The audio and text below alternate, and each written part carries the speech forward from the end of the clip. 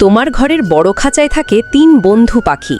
সোনা, হলুদ ক্যানারি, সুরের রানী; চিকু, বাদামি রঙের চড়ুই, দুষ্টুমির ওস্তাদ; রাঙা, লালচে ছোট্ট ফিঙে, সাহসী অভিযাত্রী।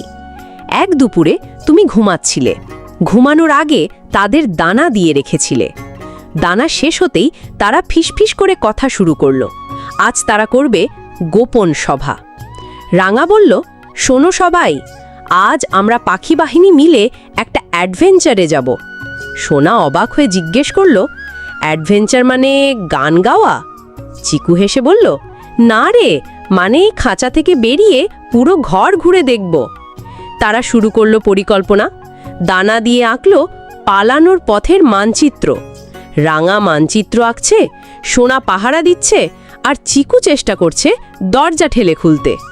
হঠাৎ তুমি ঘুম থেকে উঠে দেখলে ৩ জনই দরজার কাছে, একেবারে অভিযানের প্রস্তুতিতে। তুমি হেসে বললে, এই যে, পালাবে কোথায়? আজ থেকে তোমাদের নাম পাখি ডাকাত বাহিনী।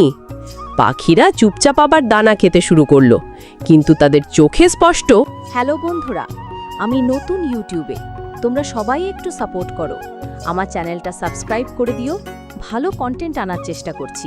ধন্যবাদ।